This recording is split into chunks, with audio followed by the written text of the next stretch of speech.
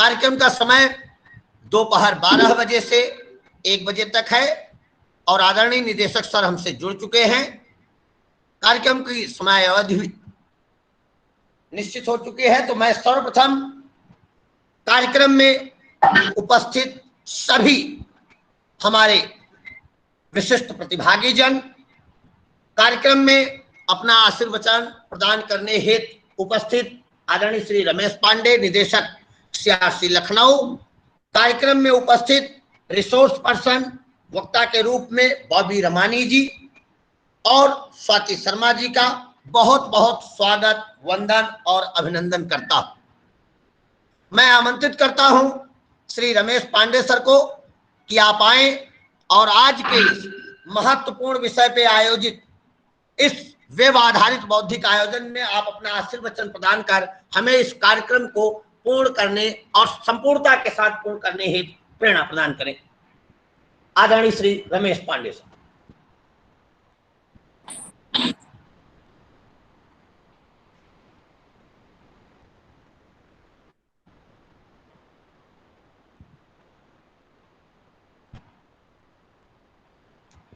Pandey sir, क्या आप तक मेरी आवाज पहुंच पा रही है? Yes sir. हाँ, सादर प्रणाम सर। नागेश जी मुझे बुला रहे हैं? जी जी सर, सादर प्रणाम। Thank you. बहुत धन्यवाद पांडे जी, आज के इस बहुत महत्वपूर्ण प्रोग्राम को ऑर्गेनाइज करने के लिए आज के हमारे resource person Bobby Ramani ji, founder and director I support foundation Lucknow, Swati Sharma ji, founder and director rainbow society for differently abled Lucknow, आज के हमारे कोऑर्डिनेटर्स राजीव जी, नागेश जी और सविता, आप सभी का इस बहुत important topic home based management of children with autism spectrum disorder during कोविड-19, इस पे प्रोग्राम ऑर्गेनाइज करने के लिए आप लोगों का मैं हृदय से आभारी हूँ। सबको मेरा आभार। और मैं आज के दोनों अपने रिसोर्स पर्सन्स का अपने मिनिस्ट्री की तरफ से, ministry of social justice and empowerment, अपने डिपार्टमेंट की तरफ से department of empowerment of person with disabilities, अपने नेशनल इंस्टीट्यूट और सीआरसी लखनऊ की तरफ से, अपने सभी ऑफिसर्स की तरफ से, सभी स्टाफ की तरफ से आप लोगों का बहुत स्वागत करता हूँ।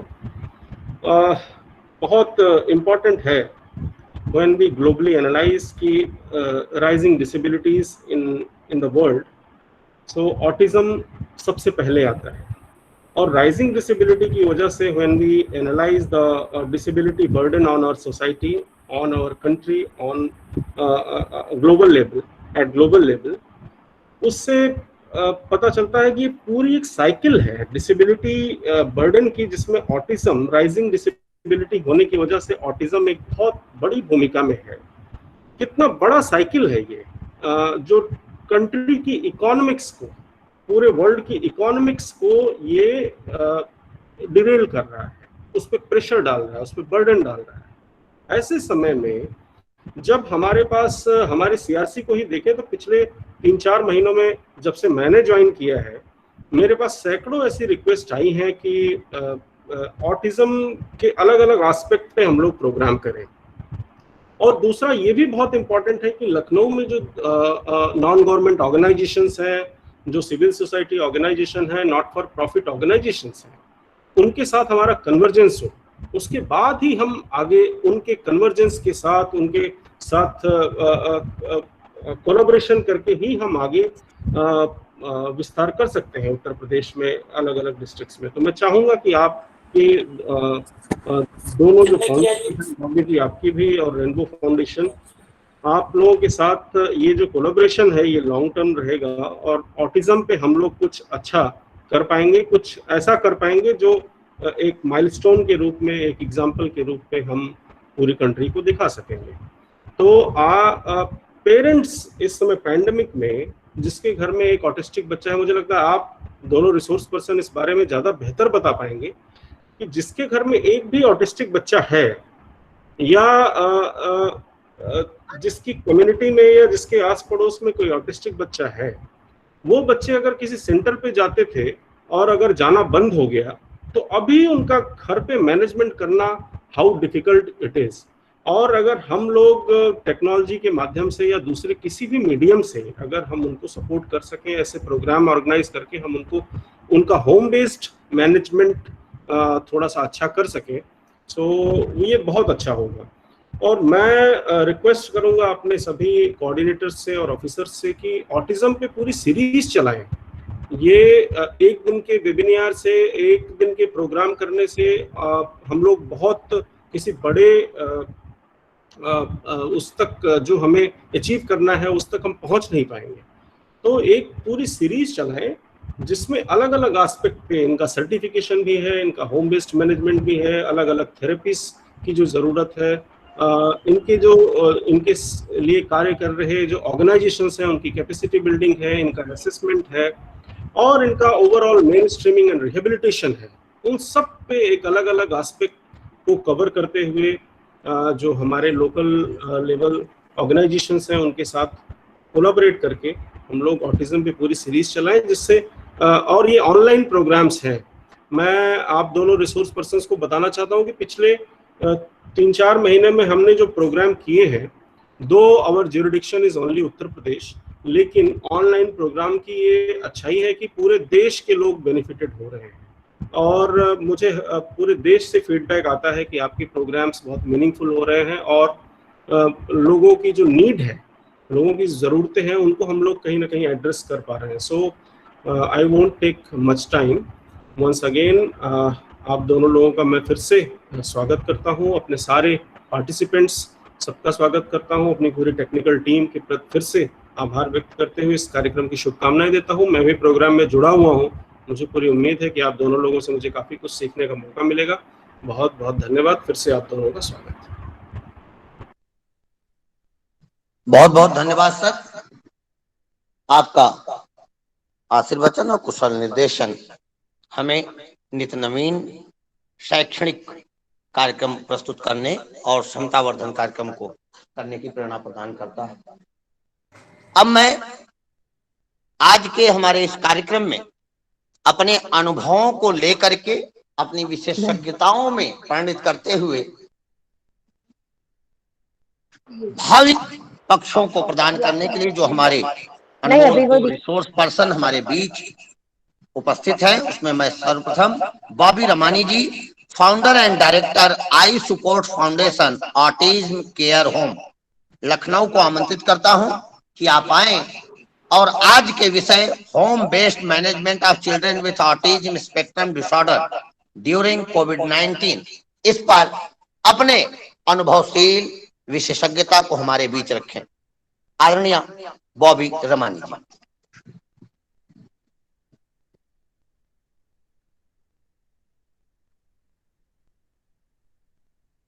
आपका माइक म्यूट है बॉबी जी, आपका माइक म्यूट है।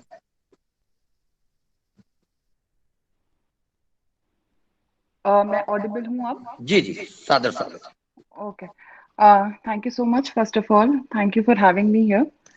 और जैसा कि हम सब कोरोना की लहर में हैं, हम जानते हैं कि कोविड टाइम्स अभी भी चल रहे हैं और बहुत ही क्रिटिकल सिचुएशन है।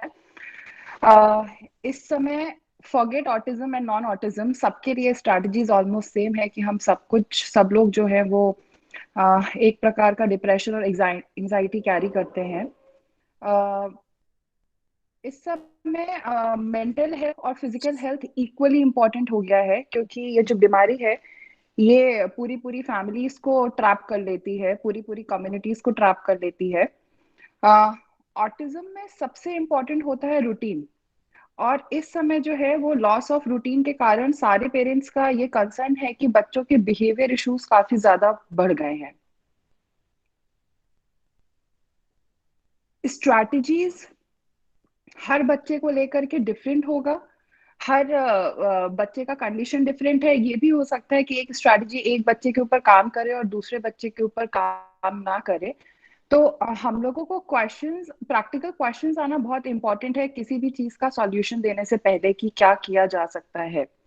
प्रॉब्लम इस वजह से भी काफी बढ़ गए हैं कि स्कूल्स और सेंटर्स बंद हो गए हैं। जो पेरेंट्स वर्किंग हैं, नॉन वर्किंग हैं, जिनके लिए एक सबसे अच्छा प्लेटफॉर्म था कि बच्चे स्कूल में जाते थे, कि स्ट्रक्चर रूटीन को फॉलो करते थे, वो सब कुछ बंद हो गया है। बच्चों को समझा पाना भी काफी मुश्किल है कि पैंडेमिक होता क्या है, तो वो भी अपने आप में एक बहुत बड़ा स्ट्रगल है। हम सब जानते हैं कि ऑटिज्म में जो चेंजेस होते हैं वो बहुत डिफिकल्ट हो जाता है उसको अडॉप्ट करना। और ये तो एक ऐसा चेंज है कि जिसको हम सब भी अडॉप्ट नहीं कर पा रहे हैं, क्योंकि कल्चर हमारा ऐसा नहीं है कि हम सोशल डिस्टेंसिंग कभी हम लोगों ने लाइफ में देखा हो, या फिर इतने टफ टाइम्स में हम एक दूसरे के साथ ना हो एज एन कम्युनिटी। तो ऑफ कोर्स ये बहुत चैलेंजिंग है। मल्टीपल तरीके से हम बच्चों की हेल्प कर सकते हैं। चूंकि मेरा खुद का भाई जो है वो भी स्पेक्ट्रम पे है, तो इसका पॉजिटिव साइड ये है कि हमने अपने फैमिली को एक बहुत ही हैप्पी स्पेस बना दिया है, अपने घर को एक बहुत ही हैप्पी स्पेस बना दिया है, जिसमें हम सब उसके साथ काफी इंजॉय कर रहे हैं। आजकल जो उसके साथ हम लोग स्ट्रैटेजी यूज कर रहे हैं कि उसको गैजेट्स सिखा रहे हैं, रिमोट कंट्रोल ऑपरेट करना सिखा रहे हैं, माइक्रोवेव ऑपरेट करना सिखा रहे हैं। साथ में पहले टाइम नहीं मिलता था सबको खाना खाने का, अब सब साथ में बैठ के खाना खाने लग गए हैं। ऑटिज्म में एडीएल बहुत इम्पैक्ट रहता है कि बच्चे ठीक से ब्रश नहीं कर पाते, अपना पर्सनल हाइजीन अच्छे से मेंटेन नहीं कर पाते। तो आज की तारीख में इतना समय है हमारे पास में कि हम उनका पर्सनल हाइजीन जो है वो भी काफी इम्प्रूव कर सकते हैं। इसके लिए स्ट्रैटेजीज डिफरेंट होंगी, क्योंकि हर बच्चे के ऊपर एक डिफरेंट स्ट्रैटेजी लगता है। लेकिन ये सारी चीजें हैं जिसको हम आज के टाइम पे हाईलाइट कर सकते हैं, और जिसको हम आज के टाइम पे बच्चों को सिखा सकते हैं। ऑफ कोर्स कोविड टाइम्स के नेगेटिव सब तरफ नेगेटिविटी है, नेगेटिव चीजें काफी सारी हैं, लेकिन पॉजिटिव चीज भी ये है कि बहुत टाइम मिल रहा है बच्चों के साथ स्पेंड करने का, फैमिलीज के साथ स्पेंड करने का, जो शायद कभी वापस से नहीं आएगा। तो इसी पॉजिटिव एस्पेक्ट को ध्यान रखते हुए स्ट्रैटेजीज प्लान आउट की जा सकती हैं।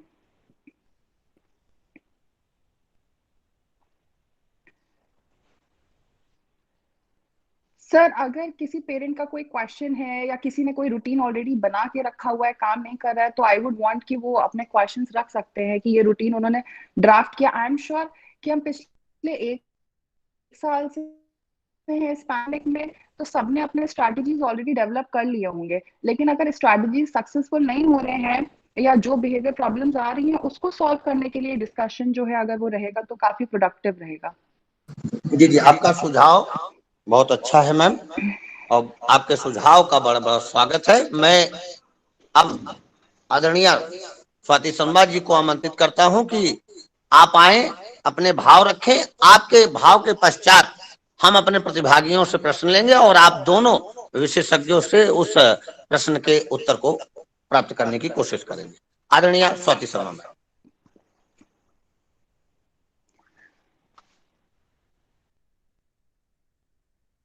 माइक ऑन करें मैम, माइक ऑन करें। हाँ, धन्यवाद नागेश जी, और सीआरसी की मैं हृदय से आभारी हूँ कि उन्होंने इतने अच्छे विषय को चुना है इस वेबिनार के लिए, क्योंकि ये बहुत ही ऐसा टॉपिक है कि जो इस समय बहुत सारी मुश्किलें और ज्यादा बढ़ा रहा है। जैसा कि अभी बात हो रही है कि हम सभी के लिए, अभी बॉबी जी ने भी बताया कि हम सभी के लिए है परेशानी का समय है, बहुत बड़ा स्ट्रगल है कि इस पैंडेमिक में जो सिचुएशंस आज की हैं वो बहुत ही कठिन है, और उसमें हम सभी लोग कुछ ना कुछ एंजाइटी से पीड़ित हैं, या कहीं ना कहीं हमारे अंदर भी एक वो, क्योंकि अनप्रेडिक्टेबल सिचुएशंस है तो हम सभी घबराए हुए हैं अंदर से, और हमारे सबकी एंजाइटी बढ़ी हुई है। अब ऐसे में जब हम बात करते हैं बच्चों की, तो नॉर्मली देखें तो हमारे सभी बच्चे, सो कॉल्ड नॉर्मल बच्चे, हमारे सब बच्चे जो हैं वो इस समय बहुत बड़ी परेशानी को फेस कर रहे हैं। और जब बात होती है child with autism spectrum disorder की, तो ये मामला और ज्यादा जटिल हो जाता है, क्योंकि मैं इस टर्म को नाम हमने बाद में जाना, और मैं जी रही हूँ 1988 से, क्योंकि मेरा बेटा 88 बॉर्न है। और तब से हम लोग ये, चूंकि वो एक rarest combination of congenital abnormalities है, तो इस दुनिया को हम लोग देख रहे हैं उसी की नजरों से 88 से।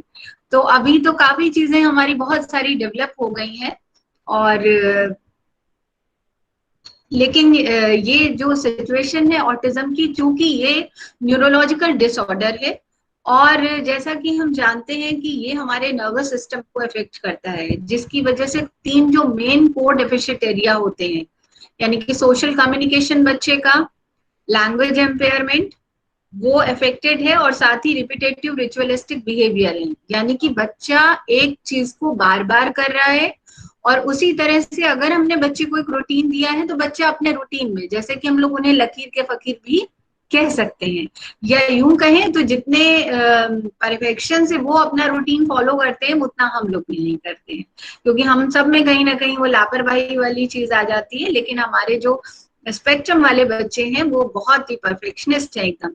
तो अब चूंकि सिचुएशन ऐसी आ गई कि बच्चे जो सेंटर पे जा रहे थे वो नहीं जा पा रहे हैं, तो सबसे पहले हम बच्चे के नजरिए से सोचें कि बच्चे के अंदर कितनी एंजाइटी है। हमारे अंदर भी है, लेकिन हम लोग अपनी एंजाइटी कहीं ना कहीं उसको निकाल सकते हैं, दूसरे से डिस्कस कर सकते हैं। और लेकिन बच्चा चूंकि ये बात कम्युनिकेट नहीं कर पा रहा है, क्योंकि उसके पास दिक्कत ही कम्युनिकेशन की है, बच्चा कम्युनिकेट नहीं कर पा रहा है, तो उसके साथ दिक्कत ये है कि वो कैसे बताए कि उसे क्या लग रहा है, वो कितनी परेशानी से गुजर रहा है, क्योंकि उसे समझ ही नहीं आ रहा कि रोज तो मैं तैयार होता था, सेंटर जाता था, या कोई ना कोई एक रूटीन था कि बच्चा पार्क जा रहा है, खेलने जा रहा है, अभी सब कुछ बंद हो गया। तो बच्चे का एंजाइटी लेवल बढ़ा हुआ है, अब वो उसे एक्सप्रेस नहीं कर पा रहा, तो वो कैसे एक्सप्रेस करेगा? वो या तो अपनी बॉडी लैंग्वेज यूज करेगा या अपने बिहेवियर के जरिए यूज करेगा उसे। तो इसीलिए बच्चों में चैलेंजिंग बिहेवियर्स इस समय में बहुत ज्यादा बढ़ गए हैं, क्योंकि कहीं एंगेजमेंट नहीं है प्रॉपर बच्चों का। तो हमें बीइंग अ पेरेंट या बीइंग अ प्रोफेशनल सबसे पहले क्या करना है कि हमको खुद, जब भी हम लोग बात करते कि जब हम स्पेशल नीड बच्चों के साथ काम कर रहे हैं, तो उसमें सबसे जरूरी है कि आपका पेशेंस लेवल बहुत नॉर्मल से भी बहुत ज्यादा ऊपर होना ही चाहिए, है ना, क्योंकि हम उन्हें एस्कॉर्ट कर रहे हैं, तो हम उसको कैसे मैनेज करें। यदि हम खुद ही पैनिक हो जाएंगे तो हमारे लिए अपने बच्चों को, अपने स्टूडेंट्स को मैनेज करना बहुत कठिन हो जाएगा। तो सबसे पहले खुद पे कंट्रोल रखना है, खुद पैनिक नहीं होना है, अपना फ्रस्ट्रेशन ट्रांसफर नहीं करना है बच्चे पे। उसके बाद हम सबसे पहले क्या करें कि बच्चे का एक रूटीन घर में बनाएं, क्योंकि बिना रूटीन के बच्चा होने से और ज्यादा उसकी दिक्कतें बढ़ गई हैं।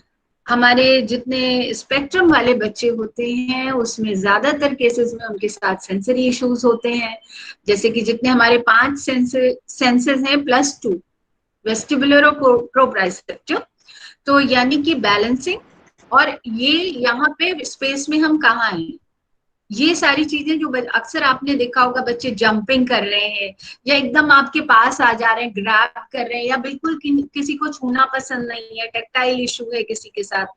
तो इस तरह से जो उनके सेंसरी इश्यूज हैं, तो उसको हम मैनेज करें। घर में रहते हुए एक रूटीन बहुत जरूरी है, क्योंकि घर में अक्सर क्या होता है, सबसे बड़ी पेरेंट्स की कंप्लेंट जब हम बीइंग अ प्रोफेशनल उसे डील करते हैं, तो हम लोग के पास आती है कि मैम यहाँ तो करते हैं, घर में नहीं करते, क्योंकि एक सेटअप में बच्चा कर रहा है और दूसरे सेटअप में वही चीजें नहीं कर रहा है। क्योंकि घर तो क्या होता है, सबका एक कंफर्ट जोन है, और घर में बच्चे को चूंकि कोई ऐसा कोई स्ट्रक्चर नहीं है, तो बच्चे वो कंडीशन नहीं होते हैं। जैसे सेंटर पे आते हैं तो वो अपनी क्लास में जाके और अपने प्लेस पे जाके वो सेट हो जाते कि अब इस जगह पे आए हैं तो मुझे ये काम करना है, मुझे टीचर के साथ ये वर्क करना है। बट जब घर में होते हैं तो उनको ऐसा कोई स्ट्रक्चर माहौल नहीं दिख रहा, इसलिए उन्हें सबसे पहले एक स्ट्रक्चर दें। और मुश्किल होगा, नो डाउट बहुत मुश्किल होगा, लेकिन जब भी हम इन बच्चों के as a parent, specially for parents, कि पेरेंट होते हुए हम लोगों को सब कुछ बनना पड़ता है। हमें उनके साथ थेरेपिस्ट बनना है, हमें उनके साथ स्पीच थेरेपी भी, क्योंकि अगर हम अपने पुराने जमाने को देखें तो बोलना सिखाने के लिए जो हमारी ट्रेडिशनल टेक्निक्स होती थी वो क्या होता, या कोई भी हम लोग बच्चे के साथ ऐसे मुंह में हवा भर के जो भी एक्टिविटीज करते थे, तो घर में जो चीजें होती हैं वो बेसिक फॉर्म में जो होती हैं वो वही सारी चीजें हैं जिन्हें हम लोग टेक्निकल एक नाम दे देते हैं। और अभी चूंकि बच्चा वो फैसिलिटी अवेल नहीं कर पा रहा है, तो हमें घर में रहते हुए सबसे पहले एक बच्चे को रूटीन देना है। यदि हमारे बच्चे छोटे हैं तो उनको एडीएल, जैसा बॉबी जी ने भी कहा कि सबसे इम्पोर्टेंट है बच्चे को एडीएल में सारे स्टेप फॉलो करना सिखाना। जब तक कि वो हैंड वॉश करके इंडिपेंडेंटली वॉशरूम से नहीं निकल आता या नहा के कपड़ा पहन के नहीं निकल आता है।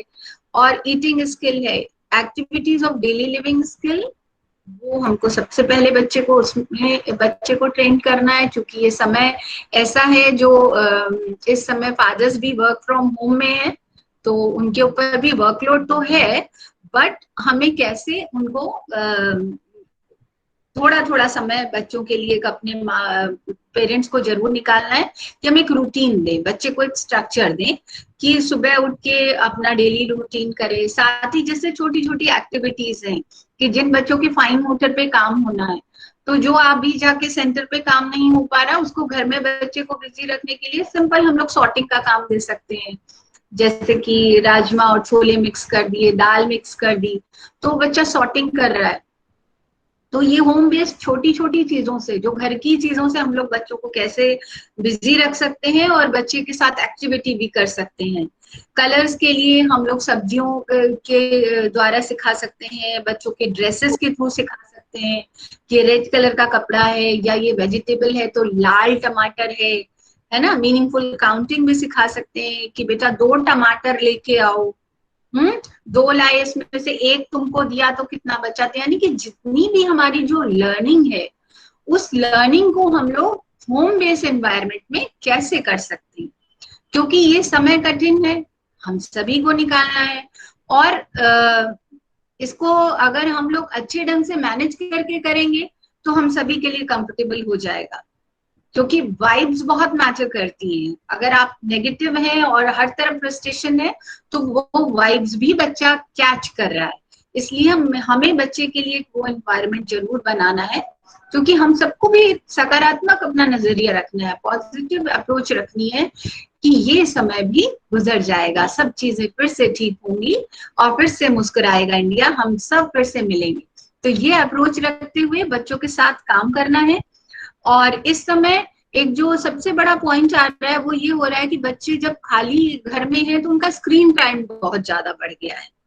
क्योंकि स्क्रीन टाइम जो है वो बच्चे को हम लोग टैब दे देते हैं। इवन मैं बताऊं कि टीवी देखने से भी कहीं ज्यादा खतरनाक है कि बच्चे के हाथ में स्मार्टफोन, बच्चे को टैब दे दिया और बिना किसी शेड्यूल के दिया। स्क्रीन टाइम भी हम फिक्स करें बच्चे का कि ये स्क्रीन टाइम है।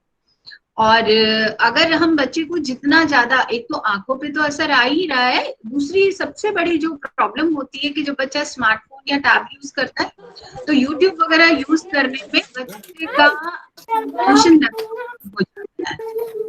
बच्चे का टेंशन लेवल और कम होने से बच्चा इम्पल्सिव होता जाता है। क्योंकि देखिए हम सब भी क्या करते हैं कि जब हम यूट्यूब वगैरह देख रहे होते हैं तो बहुत जल्दी जल्दी हम लोग भी स्क्रॉल करने लगते हैं, एक चीज देख रहे हैं फिर दूसरी देखने लगते हैं, फिर तीसरी देखने लगते हैं। तो ये सारी चीजें, ये इस तरह के गैजेट्स जो होते हैं वो कभी कभी ओवर यूज करना बच्चे के लिए उसको और इम्पल्सिव भी बना देता है। तो हमें उन चीजों का ध्यान रखना है। सबसे पहले बच्चे का शेड्यूल देना है।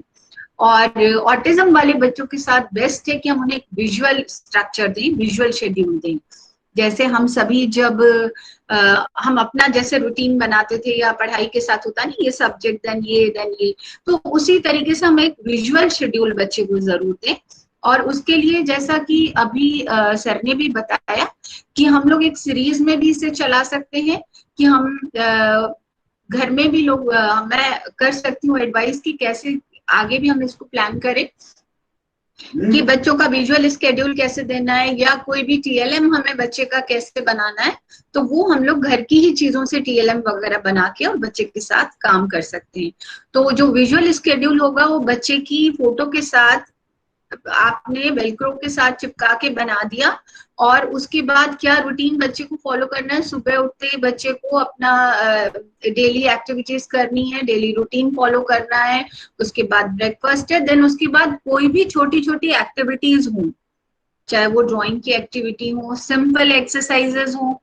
इस समय एक्सरसाइज, सिंपल योगा, चाहे हम बच्चों के लिए कोई भी डांस की एक्टिविटी ले लें, फिजिकल एक्टिविटीज बहुत जरूरी है, क्योंकि वो एकदम बंद हो गई है बच्चों की, और उसकी वजह से भी बच्चा, अगर आपकी एनर्जी नहीं होगी, एनर्जी चैनलाइज नहीं होगी, तो फिर भी बच्चों में काफी लेवल ज्यादा बढ़ जाता है। ऐसा तो नहीं लग रहा कि सब बोर हो रहे हैं, मैं कहानी जैसी सुना रही हूँ? No ma'am. No ma'am. No madam.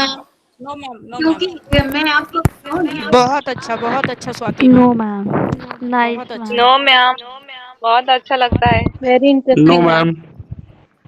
तो हम लोग बच्चों के साथ एक रूटीन को फॉलो करें, उनके स्क्रीन टाइम भी दें बच्चे को, बट एक लिमिट के हिसाब से, कि ये बच्चे का स्क्रीन टाइम है, क्लैरिटी हो। इसके साथ छोटी छोटी हम लोगों ने एक्टिविटीज घर में कर ली बच्चों से। अगर हमारे बच्चे एडोलसेंट एज के बच्चे हैं तो उनको घर के काम में जरूर कुछ ना कुछ हम उनसे सिखाएं, क्योंकि बेसिकली हम सबके काम करने का उद्देश्य क्या है, उनको इंडिपेंडेंट बनाना, इंडिपेंडेंट लिविंग को डेवलप करना। तो उसके लिए हम उनको घर के छोटे छोटे से काम है, यदि जो बच्चा कर सकता है, जो उसकी कैपेबिलिटी है, उसके अनुसार हम बच्चे से काम कराएं।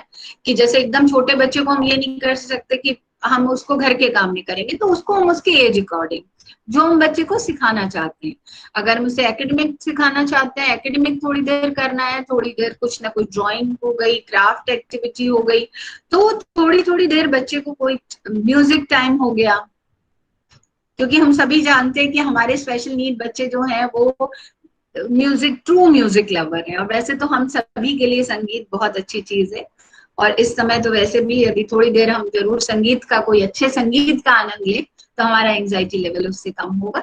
तो बच्चों को भी उसमें इन्वॉल्व करें। एक जो सबसे महत्वपूर्ण बात है कि हमारे स्पेक्ट्रम वाले बच्चों में कम्युनिकेशन का प्रॉब्लम है, अपनी चीजों को समझ रहे हैं बट उन्हें एक्सप्रेस करना नहीं आता, एक्सप्रेसिव लैंग्वेज की कमी है। और बच्चा सपोज प्री वर्बल है, यानी कि वर्बल अभी नहीं है वो बच्चा, तो उसके लिए हम उसे पेक्स पिलाएं, पिक्चर एक्सचेंज कम्युनिकेशन सिस्टम, जिससे बच्चा अपने को एक्सप्रेस कर पाए।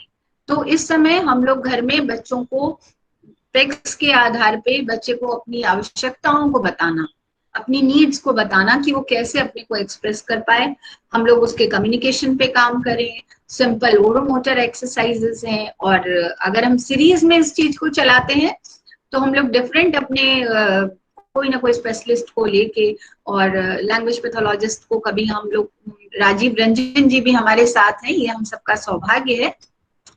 तो सभी लोगों के अपने अपने टिप्स हों कि वो कैसे हम बच्चों को ओरोमोटर एक्सरसाइजेस, सिंपल बच्चों को कैसे क्या क्या हम लोग करा सकते हैं, घर में क्या क्या करा सकते हैं।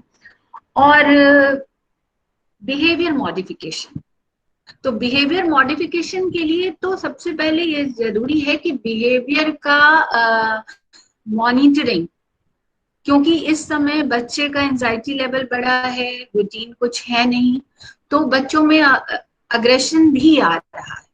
तो उसके लिए हमें ये देखना है कि हम बच्चे को पहले बिहेवियर मैनेजमेंट के लिए सबसे पहले हम लोग, एक सिंपल तरीका होता है बिहेवियर मैनेजमेंट का, ABC को फॉलो करना, एंटीसीडेंट, बिहेवियर, देन कॉन्सिक्वेंसेस।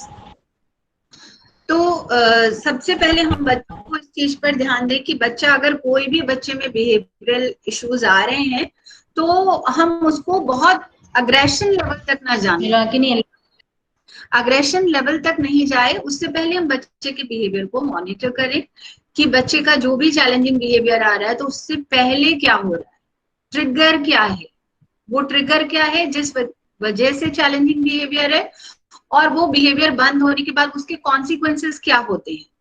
तो उन चीजों को हम देखें और बच्चे के बिहेवियर को मैनेजमेंट करें, घर में एक रूटीन दें बच्चों को, बच्चों के कम्युनिकेशन पे काम करें। और जैसे कि एक चीज जो एक ट्रिक होती है, ट्रिक क्या बोले कि हम लोग सभी पेरेंटिंग में जनरली क्या है, हमारे यहाँ से हमेशा से हम लोग की एक जो परंपरा रही है कि बच्चे को किसी भी रिवॉर्ड के उस पे काम करना है ना। जनरली हम लोग बच्चों को बेटा ये तुम करोगे तो तुम्हें ये मिलेगा, जो एक सो कॉल्ड नॉर्मल बच्चे की पेरेंटिंग में भी होता है। तो उसी को अगर हम टेक्निकल लैंग्वेज में बोले तो उसको बोलेंगे ABA, अप्लाइड बिहेवियर एनालिसिस, यानी पॉजिटिव बिहेवियर को बढ़ाना जिससे नेगेटिव बिहेवियर अपने आप कम हो जाए। और साथ में अपने बच्चों के साथ एक टेक्निक के लिए एक चीज बहुत इंपॉर्टेंट है जो हम लोग अक्सर भूल जाते हैं कि बच्चे ने कोई अच्छा काम किया तो हम उसे प्रेज करना कभी कभी भूल जाते हैं, जो कि उसके लिए बहुत इंपॉर्टेंट है। और ज्यादातर हम लोग का क्या होता है, ये नहीं करो, ये नहीं करो। तो उससे अच्छा है कि हम बच्चे को टू द पॉइंट करें, डू दिस, ऐसे करो। और छोटी सी भी उसकी जो उसका है, बच्चे ने कोई अचीवमेंट जो उसका है तो उसके लिए हम उसे प्रेज खूब सारा करें, यानी कि उसके लिए जो मोटिवेशन लेवल है वो बहुत हाई हो, अप्रिसिएशन बहुत हाई हो।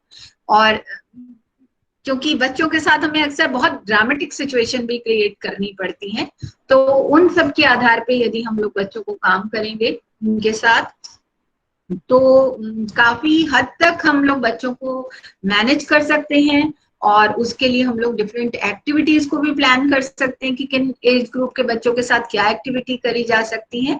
और सबसे बड़ी चीज होती है कि हमारा पॉजिटिव एटीट्यूड, अपना एटीट्यूड पॉजिटिव रखें। और इस टाइम में क्योंकि ये कठिन समय है और बहुत इसको लगता है कि कहना आसान है लेकिन इसको अप्लाई करना बहुत मुश्किल होता है, लेकिन कैसे भी हो ये जंग तो हमें जीतनी है कोरोना से। और कोरोना को हराना है ना। वापस अपनी मुस्कान वापस आएगी, हम सब फिर से मिलेंगे और जिंदगी फिर वैसे ही होगी। बस थोड़े से जो कुछ प्रोटोकॉल है वो हमेशा हमें फॉलो करने होंगे। तो अपने बच्चों को भी हम वही सिखाएं कि हमारे बच्चे सैनिटाइजर का यूज करना है, मास्क यूज करना है, 1 आर्म डिस्टेंस उनको बताएं। वैसे भी देखिए हमारे बच्चों के साथ क्योंकि हम हमेशा हम आने वाले कल को देखते हुए चीजें सिखाएं, तो जो छोटे बच्चे हैं उन्हें भी हमें करना है। जी अभी हम लोग क्वेश्चन आंसर सेशन बाद में करेंगे। तो वही है कि 1 आर्म डिस्टेंस हम ऑलरेडी सिखा रहे हैं बच्चों को, तो उसी को हमें आगे भी अब लेके जाना है। क्योंकि फिजिकल डिस्टेंसिंग, इसको हम फिजिकल डिस्टेंसिंग ही नाम दें, क्योंकि सोशल डिस्टेंसिंग हो गई तो हम सबके इमोशन भी एक दूसरे से अलग होने लगेंगे और इमोशनली हमें बहुत ज्यादा बॉन्डिंग की जरूरत है इस समय। Being a parent, being a professional, Nagesh ji आप मेरा नंबर दे सकते हैं पेरेंट्स को, जो भी चाहें। तो वो किसी भी तरह की अगर दिक्कत आती है, क्योंकि मैंने ये सफर 88 से देखा है और बहुत डार्क हम लोग देख के आए हैं। तो कोई भी यंग पेरेंट जो जिनकी समस्याएं आ रही हैं, तो हो सकता है कि जरूर हम लोग उसमें कुछ ना कुछ सहयोग कर सकें और इस चीज को हम लोग आगे तक इसको सीरीज में लेके चलें। और आगे हम लोग कैसे पेरेंट्स ट्रेनिंग का भी एक कर सकते हैं प्रोग्राम, अभी वेबिनार के थ्रू हम लोग ऑनलाइन मोड पे कर सकते हैं। तो इस तरह से हम लोग बच्चों का मैनेजमेंट करें। और कोई क्वेश्चन, कोई सवाल? नागेश जी। जी मैम, अगर हमारे किसी प्रतिभागी का कोई प्रश्न है आज के विषय पर, 2-3 क्वेश्चन है चैट बॉक्स में नागेश सर। जी हाँ, कुछ सवाल मैंने देखे अभी। हाँ मैं देखती हूँ। और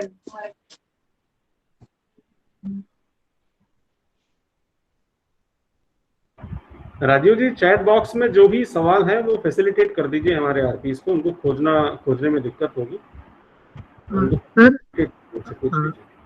मैडम एक क्वेश्चन है ऋचा मैडम का, वो लिख रही हैं कि how we can manage aggressive behaviour.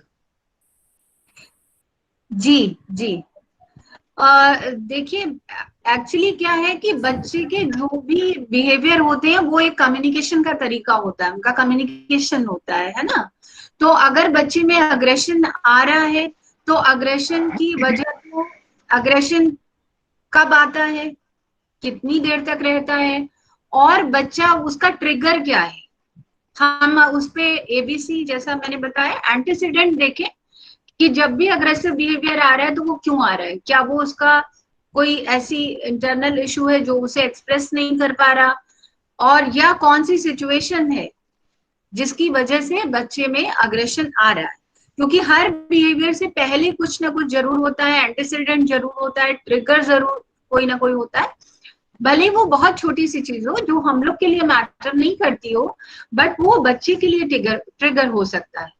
तो अग्रेशन से जस्ट पहले क्या होता है, तो वो अगर पूरी अगर सिचुएशन को हम लोग मॉनिटर करें तो उसमें से जरूर हमें पता चल जाएगा कि किस वजह से बच्चे में वो अग्रेशन आ रहा है, और फिर उसको कैसे मॉडिफाई किया जाए बिहेवियर को, उसको रीडायरेक्ट कैसे करना है, उसको कैसे मैनेजमेंट करना है, उसका हम लोग जरूर मैनेजमेंट कर सकते हैं। बट सबसे पहले हमें बच्चे की फ्रीक्वेंसी देखनी होगी कि एंटीसीडेंट क्या होता है, कितनी देर तक बिहेवियर रहता है, कितनी इंटेंसिटी रहती है, बिहेवियर बढ़ रहा है, क्या हो रहा है, उसको मॉनिटर करना पड़ेगा।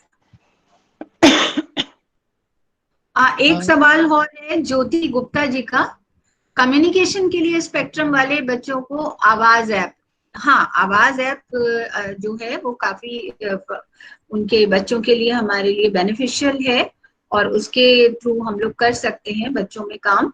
और सबसे बड़ी चीज है कि घर की डे टू डे की जो रूटीन लाइफ है उसमें हम लोग बच्चे के कम्युनिकेशन पे ज्यादा जोर दें, कि अगर बच्चा वर्बल कुछ शब्द है तो उनको मीनिंगफुल बनाएं, क्योंकि बच्चों में कम्युनिकेशन और वर्बल दो अलग अलग चीजें हैं। क्योंकि अक्सर स्पेक्ट्रम वाले बच्चों में क्या होता है कि वर्ड्स तो हैं बट मीनिंगफुल नहीं है, तो हमें उस मीनिंगफुल कम्युनिकेशन में कन्वर्ट करना है, उनको उसको बताना है कि क्या, तो उसमें जब भी जो एक्टिविटीज है उनके साथ, या बच्चे को इमिटेशन बच्चे तो इमिटेशन के थ्रू बच्चे को कराना, और बच्चे की जो नीड है वो बच्चा बोल के बताए, तो उसके लिए मोटिवेशन देना बच्चे को, तो उससे भी हम लोग काफी कम्युनिकेशन पे काम कर सकते हैं। और इस समय हम लोग बच्चे के इंस्ट्रक्शन फॉलोइंग पे काम करें, being a parent, being a professional, और जिससे कि वो बच्चे का कंप्लायंस है कि बच्चा इंस्ट्रक्शन फॉलोइंग सीखे, क्योंकि मेन सबसे पहले लर्निंग में वही जरूरी है कि बच्चा इंस्ट्रक्शन को फॉलो करे, तो उस पर भी हम लोग काम करें। और कम्युनिकेशन के लिए पिक्चर के थ्रू है, कम्युनिकेशन बोर्ड के थ्रू हम लोग बच्चे का कम्युनिकेशन बेटर कर सकते हैं कि अपनी नीड को बताना सीखे। मैम धन्यवाद मैम। मैम विभूति भूषण नंदा जी एक मिनट नागेश जी, एक मिनट जी सर। मैडम यदि आप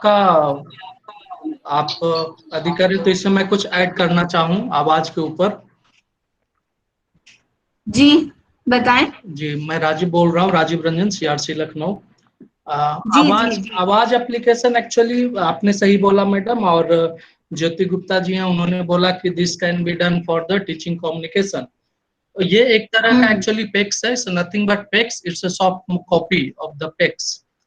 एंड इसमें दो चीजें हैं जी, दो चीजें हैं आवाज में। एक तो है कि जिनको भी यदि हम शुरू करेंगे, इसके लिए यूज करने के लिए सबसे पहले बच्चे को वो एटलीस्ट विजुअल स्टिमुलेशन के थ्रू उनको मालूम होना चाहिए कि what is exactly. Example, if they want breakfast, roti, तो उनको वो रोटी मालूम होना चाहिए पहले कि दिस इज कॉल्ड रोटी और दिस इज कॉल्ड सब्जी। तो हम आई थिंक आवाज यूज करने से पहले बच्चे को यदि हम ये ट्रेन कर लें, जैसा कि आपने बताया कि डेली एक्टिविटी रूटीन में उसको डालें, कि और जैसा बॉबी रमानी मैडम ने भी बोला कि डेली बेस्ड एक्टिविटी ADL पे डालें, तो उसको यूज करने से पहले हम उसको मीनिंगफुल एक्टिविटी जो है खास करके इन द रूटीन, तो फिर उसके बाद आवाज में जाएं तो कम्युनिकेशन जो है बच्चे का that will be very nice, other than directly using of आवाज। नहीं तो बच्चे को मालूम ही नहीं है ना कि what is roti, what is sabzi, what is juice, what is पानी।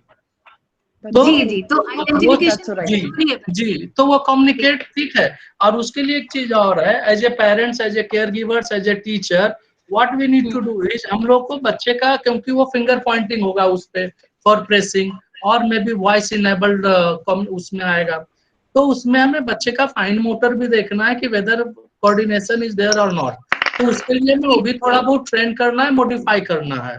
सो यस ऑफ कोर्स जो बच्चे मान लीजिए थोड़ा हाई फंक्शनिंग है और maybe they are better, yes of course we can use, maybe they have 20 words, of course we can use immediately Avaz, not a issue. But जो बच्चे हमारे लो फंक्शनिंग है उनके लिए थोड़ा डिफिकल्ट होगा आवाज को यूज करना as a software. But of course yes, as a hard copy PECS वो जो हम यूज करेंगे तो that will be very nice. So PECS पहले यूज करें, बाद में आवाज यूज करें, not a issue. So thank you madam, ये मैं ऐड करना चाहता था। मुझे 2-3 चीजें यहाँ पर ऐड करनी है। Am I free to do that? हाँ श्योर। Okay fine. सो एक चीज, जब हम कोई वेबिनार करते हैं तो हम लोग उसमें बहुत आइडियल बातें करते हैं और ऐसा लगता है कि वो चीजें फिक्स हो जाए, एंड आई होप कि ऐसा होता। 2-3 क्वेश्चंस थे यहाँ पे। एक तो एंगर इशू को लेकर के था। क्वेश्चंस थोड़ा सा अगर और प्रिसाइज हो जाता, बच्चे का एज पता चल जाता तो थोड़ा ज्यादा प्रैक्टिकल सॉल्यूशन दे सकते थे। Ma'am, I have one question, if I can address that. Yeah, just give me 5 minutes and then Okay, you can proceed with thank your you, question. Okay, just 5 minutes. Okay. एक aggression के लिए ये mandatory है कि बच्चे को आपको 20 minutes morning और इवनिंग में वॉक करवाना है। वो वॉक आपके टेरेस पे हो सकता है, अगर आपके घर के अंदर ट्रेडमिल है तो हो सकता है, but 20 minutes walking is mandatory to manage any kind of physical health. आप खुद भी करिए और बच्चे को कराइए, and I think it will add a lot of difference, believe me it will. Second is, there is one medicine जिसका कोई भी साइड इफेक्ट नहीं है। इट इज कॉल्ड हिमालय का टागरा। It is for wellness and for sound sleep.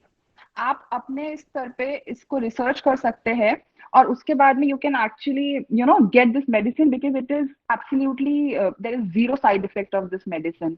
Kindly name it again, please. Kindly name it again. What you have said. Yeah, I will. It's yes, I am. It's Himalaya ka Tagra. Okay, thank you.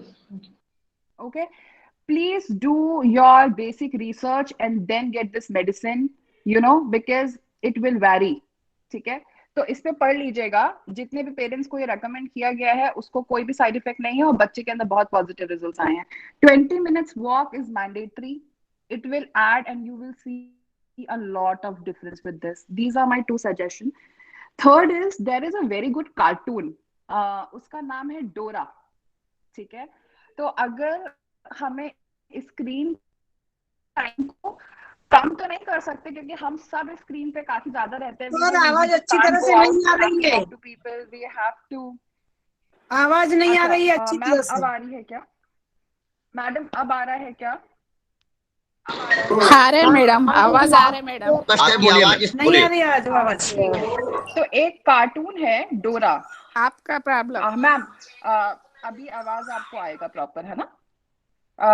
एक cartoon है डोरा, है ना? वो मैं as an example आपको दे रही हूँ। डोरा जो है वो बहुत प्रोडक्टिव कार्टून है। उसमें मैप की बात होती है, लोकेशन की बात होती है। अगर आपके बच्चे का इंटरेस्ट वैसे कार्टून्स में है तो आप स्क्रीन टाइम को प्रोडक्टिव कर सकते हैं। स्क्रीन टाइम को कम करना है, लेकिन चूंकि हमारे पास कुछ है नहीं तो हमें स्क्रीन टाइम को प्रोडक्टिव करना है। ठीक है, डोरा जैसे और भी कार्टून्स जो है वो आप ब्राउज कर सकते हैं और उसका हेल्प ले सकते हैं।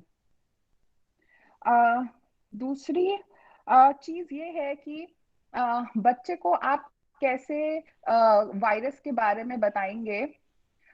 वो ऐसा कर सकते हैं कि एक स्केच पेन से अपने हाथ में डॉट्स बना सकते हैं और बच्चे को बोल सकते हैं हैंड वॉश करने के लिए और बता सकते हैं कि वो जो डॉट्स हैं वो जर्म्स हैं आपके हाथ में, आप अच्छे से वॉश करो। तो ऐसे चीजों को काफी हैप्पी करके और काफी एक्साइटिंग करके बच्चों को प्रमोट कर सकते हैं उनका पर्सनल हाइजीन भी। सबसे महत्वपूर्ण बात, और उसके बाद रचना जी आप अपना क्वेश्चन पूछ सकते हो, हमें ना बच्चे को वैक्सीन के लिए भी रेडी करना होगा अभी। तो हम बच्चे को वैक्सीन के लिए कैसे रेडी करें, अगर इस पे भी कोई एक सेपरेट वेबिनार हो सकता है या डिस्कशन हो सकता है। सो आई थिंक ये एक बहुत ही प्रैक्टिकल एस्पेक्ट में अच्छा रहेगा, because it is not easy to take the child to the vaccination center and get him vaccinated. हाँ बिल्कुल ठीक बॉबी, क्योंकि इसके लिए भी हम लोग को बच्चों को सोशल स्टोरी के थ्रू और विजुअल के थ्रू भी प्रिपेयर करना बहुत जरूरी है बच्चे को वैक्सीनेशन से पहले या कोई भी ऐसी चेंज होते हैं, तो हमें वो भी बच्चों को जैसे हम लोग करते हैं तो वो करना होगा। और एक वेबिनार हो जाएगी तो ये बहुत अच्छा रहेगा, क्योंकि अभी जो फाइजर की आ रही है वैक्सीन वो हमारे एडोलसेंट वाले बच्चों को भी लग सकती है, तो उसके लिए एक और गेम है, उसका नाम है मैकेनिक्स। आपको अमेज़न पे ये अवेलेबल होगा, है ना। बहुत ही प्रोडक्टिव गेम है।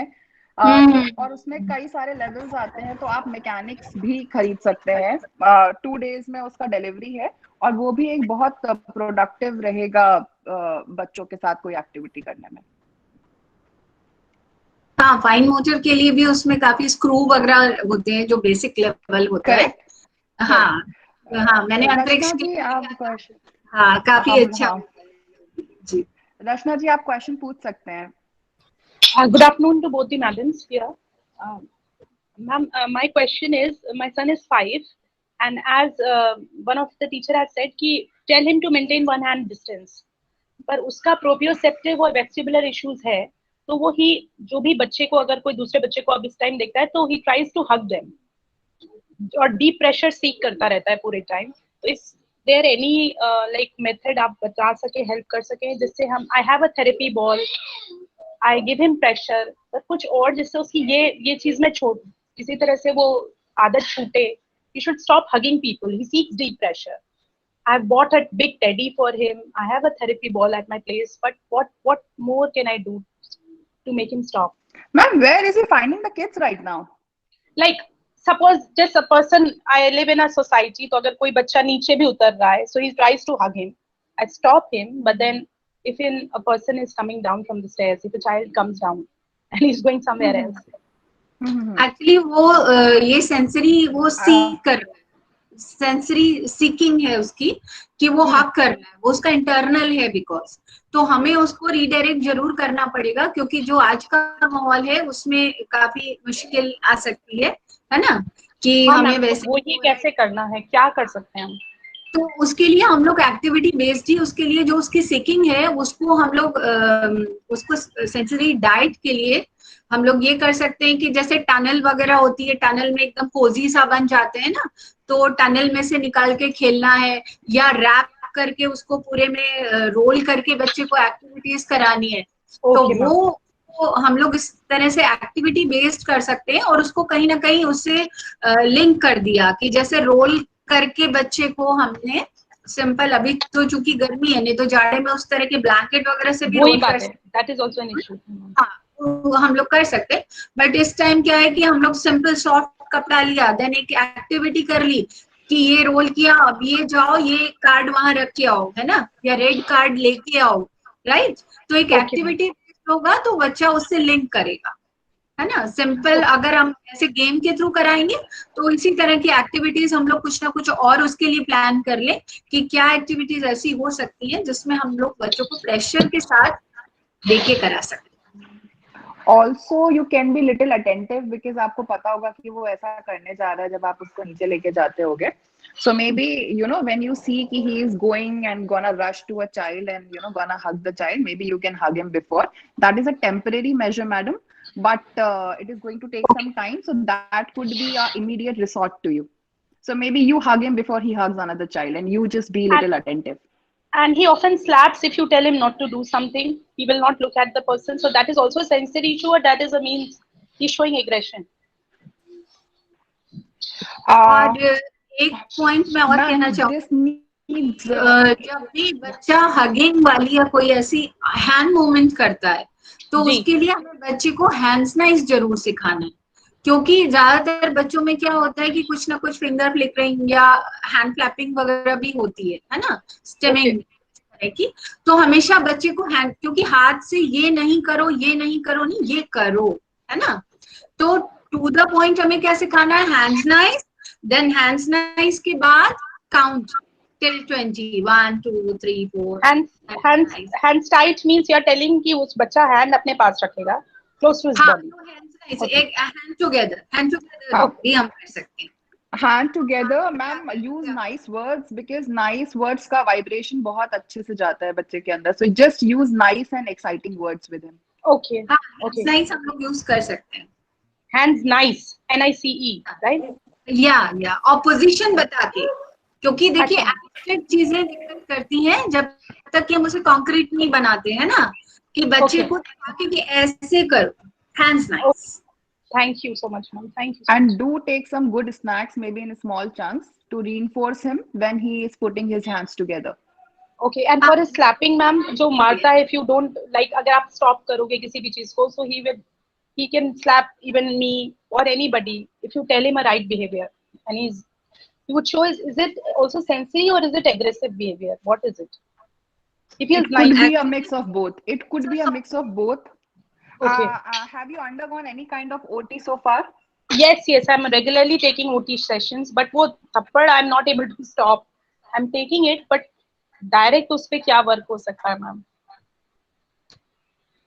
इसको बिहेवियर मॉडिफिकेशन की जरूरत है, जो स्लैपिंग वाला बिहेवियर है उसका, है ना, क्योंकि वो ये जानता है कि ये करने से चीजें उसके कंट्रोल में हो जाती है ना, क्योंकि फिर आप भी थोड़ा सा बैकफुट पे आ जाते हैं ना जब बच्चा स्लैप करता है. जी बिल्कुल बिल्कुल. वो बच्चा समझ रहा है कि ये करने से क्या होगा, कि वो जो चाहता है वो कर लेगा, है ना, वो ये करके ओवर पावर कर रहा है ना. तो ये also you can take my number बाद में, and you can discuss this with me. I have a protocol that I will be able to share with you, and also I'll give you few links to YouTube, so जिसमें you can go and you can relate to the problem. Is it okay, ma'am? Okay, after this meeting it will be given. Yes. Hello. Yes. May I know your good name? Question. My child, he uses jargons a lot. Oh, my name is Bobby. Using jargons, non-meaningful speech. He's always buttering something or the other, and he is always using manipulatives to just get into a self-engaged place. So, what can be done, ma'am? How old is the child, madam? He's 5 years.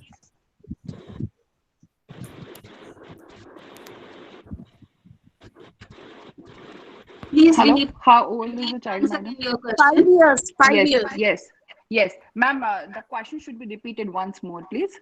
Yeah, the question is, the child is using jargons a lot throughout the day, and he's engaged in self-indulged behavior.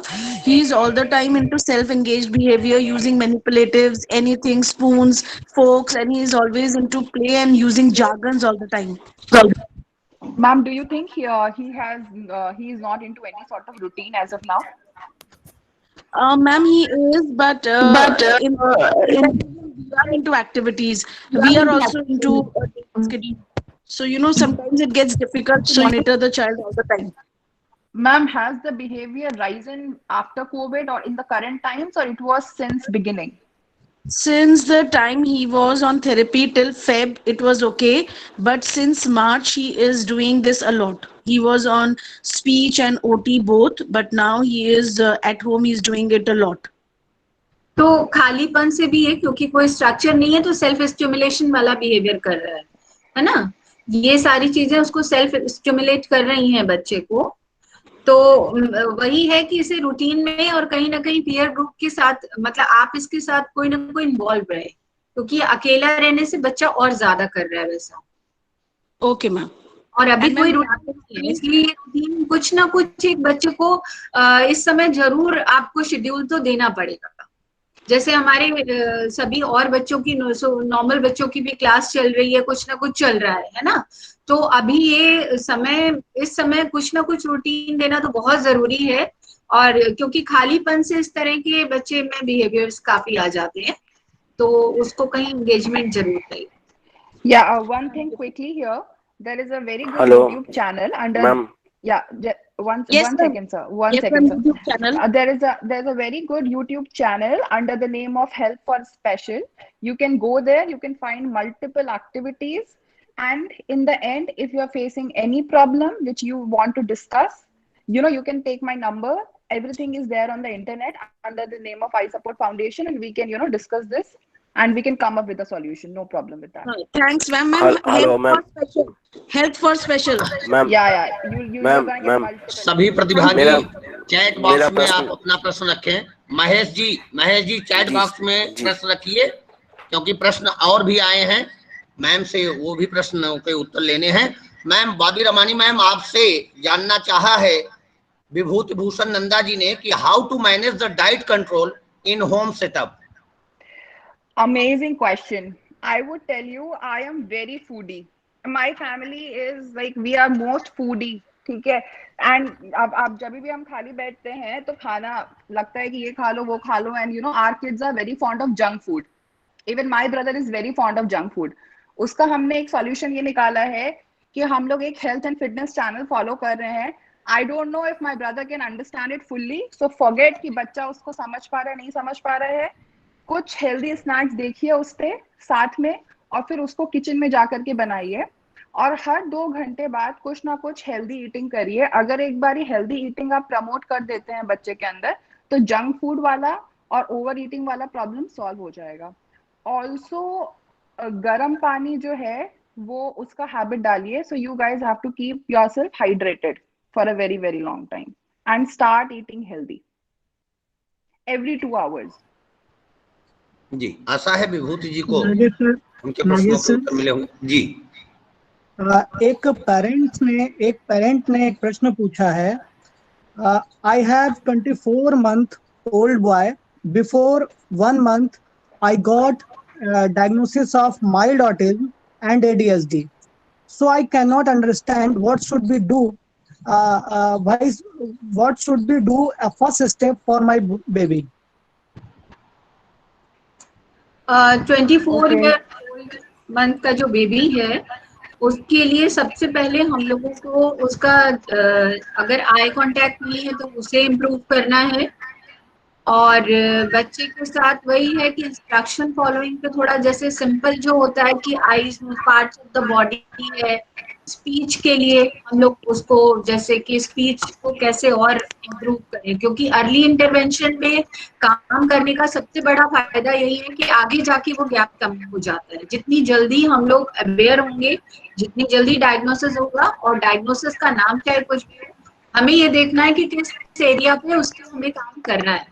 24 जो month का baby है उसको इस समय जो उसका जैसे verbal जितना होना चाहिए कि 2 फ्रेजेस पे आ जाना चाहिए, उसको कितने वर्ड्स होने चाहिए, तो वो जहाँ पे वो उसको कमी हमें लग रही है कि ये पार्ट जो है उसका लैक कर रहा है, हमें उस पार्ट पे काम करना है.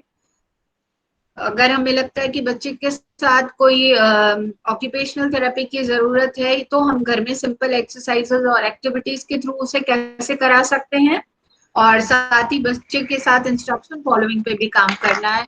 बच्चे को सब फैमिली मेंबर्स, बच्चा कहाँ है, मम्मी कहाँ है, पापा कहाँ है, आइडेंटिफिकेशन पे काम करना है, और मीनिंगफुल स्पीच पे काम करना है, उसकी कम्युनिकेशन. यहाँ पे 2 चीजें मैं ऐड करना चाहूंगी. अगर किसी बच्चे को डायग्नोसिस होता है 8 साल तक, ये 4 चीजें करना उसके लिए मैंडेटरी है. एक है ABA, एक है स्पीच थेरेपी, एक है OT, और सबसे लास्ट है टॉयलेट ट्रेनिंग. ये चारों चीजें 8 साल तक किसी भी ऑटिस्टिक बच्चे के साथ मैंडेटरी है करना. अगर बच्चा 2 महीने का है, जो भी उसके एक स्केल होता है, if they will put Google पे scale for 2 years old child having autism, तो वो स्केल आ जाएगा. वो स्केल से खुद मेजर कर सकते हैं कि बच्चा अभी ये कर पा रहा है, ये नहीं कर पा रहा, तो उनको एक एक पैरामीटर मिल जाएगा कि ये कर पा रहा है और ये नहीं कर पा रहा. और इन 4 चीजों से अगर वो इन 4 चीजों पे लगेंगे तो उनका प्रॉब्लम बहुत हद तक सॉल्व हो जाएगा. Thank you ma'am. एक और प्रश्न है हमारे बीच में. एक पेरेंट्स का ही है. ऑटिज्म वाली एक 6 year की फीमेल है, जिसे जो डेफ एंड डम भी है, तो उसे ADL की ट्रेनिंग कैसे दी जाएगी मैम? ADL की ट्रेनिंग के लिए, टॉयलेट ट्रेनिंग के लिए तो सबसे पहले जैसे भी हम लोग बच्चों का जो तरीका होता है एक नॉर्मल बच्चे को सिखाने के लिए, कि उसका टाइम मेजर करें कि सबसे पहले सुबह उठते ही एक रूटीन देना है, और विजुअल का यूज जरूर करें. विजुअल उसी तरह से हेल्पफुल होता है जैसे कि हमारी ट्रैफिक लाइट होती है, जैसे कि हम बैंक में जाते हैं या एयरपोर्ट पे जाते हैं, तो कोई भी विजुअल के ही थ्रू सब जगह काम होता है. तो हमें बच्चा चूंकि ऑटिज्म में भी है और साथ में डेफ भी है बच्चा, हियरिंग लॉस भी है बच्चे को, तो हमें वो विजुअल के ही थ्रू बच्चे के साथ काम करना है. शुरू में पूरा फिजिकल प्रॉम्प्ट देना है, और फिर धीरे धीरे ग्रेजुअली हमें प्रॉम्प्ट को रिड्यूस करते जाना है. जब भी टॉयलेट में लेके जाना है तो उसे पिक्चर जरूर दिखाना है कि टॉयलेट वहीं पे किया जाता है. बच्चे का एक चार्ट बनाए जितनी देर में बच्चे का हम देखते हैं कि इतनी देर में बच्चे को मैं वॉशरूम लेके जाना है, टाइम से पहले लेके जाएं। और ये एफर्ट जो है वो 1 दिन 2 दिन का काम नहीं है, ये हमारे जो एफर्ट होते हैं वो ज्यादा टाइम लेते हैं स्पेशल नीड बच्चों के साथ। तो हमें ज्यादा समय तक बिना पेशेंस खोए वही सारे एफर्ट करते जाने। और जब भी बच्चा एक थोड़ा सा भी अपनी तरफ से एक उसका अचीवमेंट आता है कि बच्चे ने इंडिकेट किया, इसके लिए हम लोग बच्चे को साइन लैंग्वेज भी सिखा सकते हैं जो कि यूनिवर्सल होती है। यानी बच्चा कहीं पे भी जाके अगर साइन लैंग्वेज यूज करेगा तो समझ जाएंगे सब कि इसको वॉशरूम जाना है। तो एडीएल के लिए हम लोग इस तरीके से बच्चे को साइन लैंग्वेज भी दे सकते हैं विजुअल के साथ, फुल फिजिकल प्रॉम्प्ट के साथ शुरू में, फिर धीरे धीरे प्रॉम्प्ट को रिड्यूस करना है। और जिस स्टेप पे बच्चे ने हमें कोऑपरेट किया उस पे हमें बच्चे को रीइंफोर्समेंट जरूर देना है, रिवॉर्ड जरूर देना है, क्योंकि जब हम बच्चे को रिवॉर्ड देंगे तो उससे ही पॉजिटिव बिहेवियर बढ़ेगा। इसी तरह से ड्रेसिंग स्किल भी है, चूंकि वो 6 साल की बच्ची आपने बताया, लेकिन शायद आपने इसमें 16 इयर्स लिखा है। 16 इयर्स राइट। तो 16 इयर्स तो ऑलरेडी मतलब बहुत लेट हो चुका है बच्चे के लिए, और इस समय तो एकदम जरूरी है। और बल्कि शुरू से ही बच्चों को प्रिवेसी के साथ जरूरी है कि प्रिवेसी भी हम शुरू से ही सिखाएं बच्चे को, क्योंकि ये स्ट्रक्चर होते हैं बच्चे एक बार जैसे काम करने लग जाते हैं वैसे ही करते हैं। तो नहा के आना है तो वो पर्टिकुलर एरिया है कि वहां से कपड़ा पहन के बाहर आना है। तो ये सारी चीजों को अभी चूंकि 16 इयर्स ओल्ड है तो उसको हमें बहुत सारी चीजें जैसे पीरियड्स मैनेजमेंट भी सिखाना है। तो ये चीजें जितनी कम उम्र में बच्चों के साथ हम लोग शुरू कर दें उतना ही बहुत अच्छा रहता है, उतना ही बेटर होता है। बट ये है कि अभी भी उसके साथ प्रयास जरूर करते रहने चाहिए, हमें कोशिश किसी भी उसमें नहीं छोड़नी चाहिए। एक छोटा सा और सजेशन है कि बाथरूम कई बार क्या होता है, बाथरूम में बहुत कम वोल्ट का लाइट यूज करते हैं हम लोग, तो बाथरूम को बहुत डार्क स्पेस बना देते हैं। तो ये भी ध्यान में रखिएगा कि बाथरूम जो हो वो वेल लिटेड हो। बाथरूम प्रॉपर लिटेड होना बहुत इंपॉर्टेंट है, क्योंकि कई बार बच्चों के अंदर छोटे से बहुत डर पैदा हो जाता है कि कम वोल्ट का लाइट होता है अंदर, या वो काफी डार्क स्पेस कुछ लोग करते हैं। तो कॉमन लोगों के लिए तो ठीक होता है, लेकिन हमारे बच्चों के अंदर डर आ जाता है, तो वो लाइट का भी एक इशू रहता है, उसको भी एक बार ध्यान में रखना चाहिए। जी मैम, बॉबी रोमानी जी से पूछा है आदित्य सक्सेना जी ने, child is in self occupied play throughout the day, what to do? How old is the child sir and what is his routine? I want to know 2 things. Aditya Saxena ji, बच्चे की एज क्या है? इसमें आपने वर्डिंग नहीं किया।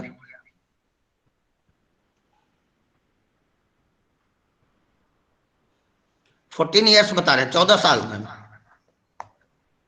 14 साल उम्र बताए। ओके, 2 चीजें और जाननी है कि क्या सेल्फ एंगेजिंग बिहेवियर है और बच्चे का रूटीन क्या है।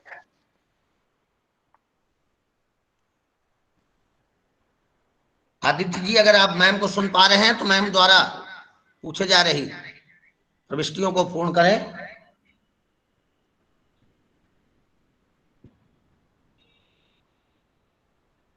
एक जनरल पर्सपेक्टिव में मैम आप उन्हें उत्तर दीजिए, वो शायद सुन नहीं पा रहे हैं। किसी भी प्रॉब्लम का सॉल्यूशन देने से पहले उस प्रॉब्लम के बारे में पूरा इंफॉर्मेशन होना बहुत इंपॉर्टेंट है। तो बच्चे का एज उन्होंने बताया, लेकिन किस टाइप का बिहेवियर है, वो बिहेवियर प्रॉब्लमेटिक है या इन जनरल बिहेवियर है, और बच्चे के साथ पेरेंट्स क्या कर रहे हैं, बच्चे का क्या रूटीन है, ये जानना बहुत इंपॉर्टेंट है। कोई भी जनरल आंसर में आइडियल चीजों पे बात करने का कोई लॉजिक नहीं है, क्योंकि अगर जिसका प्रॉब्लम भी है, स्पेसिफिक प्रॉब्लम के लिए स्पेसिफिक सॉल्यूशन चाहिए। मेरा नंबर शेयर कर दीजिएगा। आई होप कि I will be able to help him out. Thank you ma'am. Lakshya Malik ji ने पूछा है, how we control hand activities? Swati ma'am ji, hand activities को कंट्रोल करने के लिए हैंड को क्या हमें प्रॉपर, हमें उसको क्या पोस्चर होना चाहिए वो बताना जरूरी है ना। तो उसके लिए वही है कि हैंड्स नाइस, हाथ ऐसे रखते हैं, है ना। खाली समय में क्या होता है कि बच्चे एक्टिविटी में इन्वॉल्व हैं जब तक तो ठीक है, जैसे बच्चे खाली होते हैं तो वो कुछ ना कुछ हैंड क्लैपिंग या बच्चे का सेल्फ ये स्टिमिंग वाला बिहेवियर ऑटिज्म वाले बच्चों में होता है, स्पेक्ट्रम में जो बच्चे होते हैं। तो हमें उनको हाथ कैसे रखने हैं वो चीज बतानी, और जब जब बच्चा ऐसा करता है कि हैंड्स नाइस, और वो फिर काउंटिंग सिखा के कितनी देर तक करना है, और जब भी ऐसा करता है तो उसके लिए रिवॉर्ड जरूर है, ताली बजाना, क्लैपिंग करना, कुछ उसकी पसंद की चीज देना है। तो जब भी बच्चा बिहेवियर वो जैसा हम चाह रहे हैं, टारगेट बिहेवियर बच्चा जो भी कर रहा है, तो उसके लिए उसको रिवॉर्ड देना बहुत जरूरी है, जिससे कि बच्चा प्रेरित हो और आगे भी ऐसा करे। तो बजाय ये नहीं करो की जगह ऐसे करो, तो ये कॉन्क्रीट चीज देनी है बच्चे।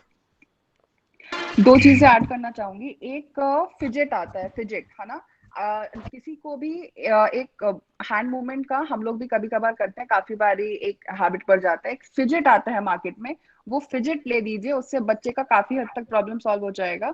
दूसरा एक स्लाइम आता है, स्लाइम मेकिंग किट आता है, अगर वो स्लाइम मेकिंग किट ले लेंगे तो भी हैंड मूवमेंट जो है उसमें काफी ज्यादा आपको सुधार देखने को मिलेगा। हाँ, बट ये क्या होता है ना कि हर समय अगर हम लोग कोई ना कोई चीज देंगे तो बच्चा फिर वो ऑब्सेस्ड भी होता है ना। स्पिनर थोड़ी देर के लिए अच्छा है, it is very good, but यही है कि हाँ, हम लोग कहीं ना कहीं बच्चे का हाथ अगर इन्वॉल्व नहीं है तो फिर खालीपन से बच्चा हैंड मूवमेंट होते हैं उसके। तो हम लोग कुछ समय के लिए उसको बच्चे को इन्वॉल्व करने के लिए वो स्पिनर दे सकते हैं और स्लाइम भी दे सकते हैं, बट ये है कि अदरवाइज हमें एक बच्चे को पॉस्चर जरूर बताना है। Thank you ma'am. Swati ma'am ji हाँ ma'am myself Shweta Srivastava. Ma'am मेरा ये क्वेश्चन है कि मैं अभी थोड़े दिन पहले एक स्टूडेंट थी 4 इयर्स की, ऑटिस्टिक चाइल्ड, अनिका अवस्थी। तो उसका प्रॉब्लम ये था कि जैसे उसको जब रीडिंग हम लोग कराते थे, मतलब एक्टिविटी कराते थे मैं, तो उसमें वो जैसे हाथ, अभी आपने बिहेवियर की बात की ना कि जैसे मारना, स्लैपिंग करना, ये सब चीजें, तो वो हाथ से मारने वाली चीज करती थी कि जैसे मैंने दुपट्टा ओढ़ा, दुपट्टा खींचना या हाथ में नोच लेना, तो ये चीजें जो वो करती थी, स्क्रैचिंग वाली चीज। तो इसके लिए क्या हमें क्या फिजिकल रिस्ट्रेन देना है या कुछ, मतलब उसका हाथ पकड़ के कहते हैं कि उसको रोकने की कोशिश, क्योंकि बच्चे वो स्पीच की भी उसमें प्रॉब्लम थी, वो बोल नहीं पाती थी, बहुत ही कम ही बोल पाते। तो इसके लिए हमें क्या करना चाहिए? एक्चुअली क्या होता है, बच्चे के सब बिहेवियर होते हैं, कई बार अटेंशन के लिए भी होते हैं, अटेंशन सीकिंग बिहेवियर्स भी होते हैं, है ना। क्योंकि क्या होता है कि अगर पॉजिटिवली अटेंशन नहीं मिल रहा तो बच्चे ने कुछ ना कुछ ऐसा किया कि आपका दुपट्टा खींच लिया, आपके बाल खींच लिए या कुछ ऐसा किया, तो तुरंत क्या होता है, अटेंशन मिलता है ना, ये क्या किया तुमने, तुम ऐसे गंदी बात करते हो, ये करते हो। तो इस तरीके का जो अटेंशन हल्ला होता है, वो भी बच्चों को कभी कभी उसमें भी मजा आने लगती है कि अटेंशन पॉजिटिवली नहीं मिलता तो इस तरह से नेगेटिवली मिल रहा है। तो अटेंशन के लिए बच्चे को हमेशा जब पॉजिटिव करे तो वेरी गुड, बहुत अच्छा किया, है ना। और बच्चा किस लिए ऐसा कर रहा है, अगर अटेंशन के लिए कर रहा है तो हमें अटेंशन के लिए उसे एक तो पहले किस तरह की हरकत बच्चा कर रहा है तो उसको हमें मॉडिफाई बिहेवियर को करना ही है, साथ में ये भी देखना है कि अटेंशन के लिए नहीं कर रहा है। और फिर एक सोशल स्टोरी इन बच्चों में क्या होता है, इवन एडल्ट के साथ भी यूज कर सकते हैं, विजुअल सोशल सीक्वेंस, ये करता है और एक उसका पॉजिटिव एंड होता है कि तो ये अच्छा है, सब वेरी गुड कर रहे हैं और अप्रिशिएट कर रहे हैं उसको। तो जो टारगेट बिहेवियर है, ऐसे ऐसे करना है, वो चीजों से सिखाएं। और जनरली इस तरह की जो छोटी मोटी छेड़छाड़ होती है वो बच्चे अटेंशन के लिए करते हैं। यस मैम, बिकॉज मैंने देखा कि जब उसको जैसे एक्टिविटी कुछ कराती थी तो वो अगर मैं दोबारा करा रही हूँ तो बच्चा इरिटेट होके, वो नहीं होता है कि मैं ऐसा करूंगी तो ये शायद मुझे दोबारा एक्टिविटी नहीं कराएंगे, लेकिन जब मैं कम्युनिकेट करने का ना, क्योंकि बच्चे को इतना भाषा का ज्ञान नहीं है, उसको इतना कम्युनिकेशन स्ट्रांग नहीं है कि बोल सके कि मैं ये अब नहीं करूंगी। तो उसे क्या करना है कि उसने ऐसा कुछ किया तो फिर हल्ला मचा और वो एक्टिविटी बंद हो गई, है ना। तो वो कॉन्सिक्वेंसेस को देख के हम लोग बिहेवियर को मॉडिफाई कर सकते हैं। Okay ma'am, thank you so much ma'am. एक प्रश्न आया है श्याम सुंदर चौधरी जी का, visual and structure tool teach क्या है? Visual and structure tool teach क्या है? विजुअल शेड्यूल वही है जो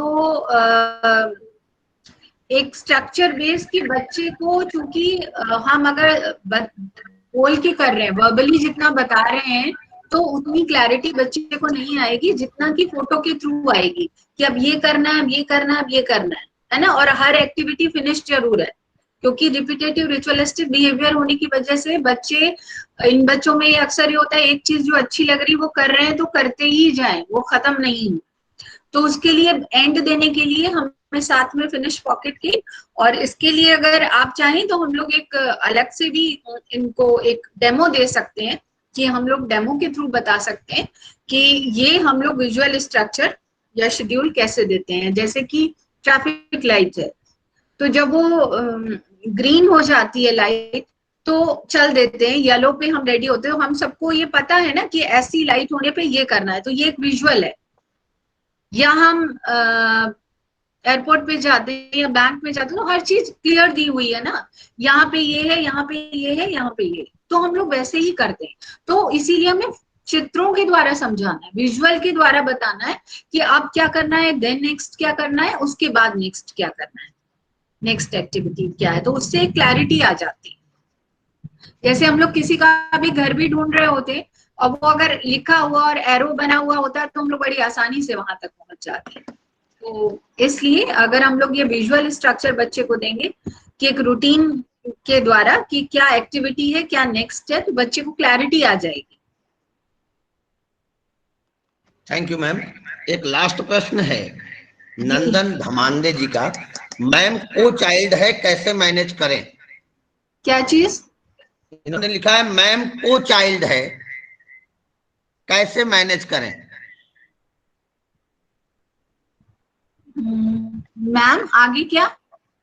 सीओ को चाइल्ड। हाँ, को चाइल्ड से क्या मतलब हुआ? नंदन धमांदे जी, क्या आप हमारे बीच हैं? अपने क्लियर करें क्वेश्चन, क्या पूछना चाह रहे? नंदन जी सीपी तो नहीं लिखना चाह रहे थे शायद, है ना? अपने क्वेश्चन को थोड़ा सा क्लियर कर दें तो। शायद वो हमारे बीच नहीं है मैम। ये मैम सीपी लिखना चाह रहे थे, वो सीपी लिखा हुआ है। लिखना चाह रहे होंगे, है ना? को नहीं, ये सीपी लिखा हुआ है, सीपी लिखा हुआ है। हाँ, सीपी सीपी सीपी को कैसे मैनेज करें? हाँ, सीपी लिखा हुआ है वाले बच्चे हैं। हाँ, तो उनके लिए तो मेन देखिए फिजियोथेरेपी बहुत इम्पोर्टेंट है, क्योंकि बच्चा जैसे जैसे एज बढ़ती है वैसे बच्चे में स्टिफनेस भी आने लगती है, तो उससे भी बड़ी दिक्कतें होती हैं कि बच्चे का जो मूवमेंट है वो प्रॉपर नहीं है। तो थेरेपी को चूंकि अभी पैंडेमिक के टाइम में वो चीजें रेगुलेट नहीं हो पा रही हैं, तो थेरेपिस्ट से समझ के कि बच्चे को क्या क्या घर पे एक्टिविटीज करानी है, बच्चे के लिए क्या चीज मॉडिफाइड करके हम लोग यूज कर सकते हैं। जैसे कि अगर बच्चे का ग्रिपिंग नहीं है तो हम लोग बच्चे को जो भी उसका है कि आई हैंड कोऑर्डिनेशन के लिए या चम्मच है या ब्रश है, डेली एक्टिविटी के लिए उसको मॉडिफाई कैसे कर सकते हैं।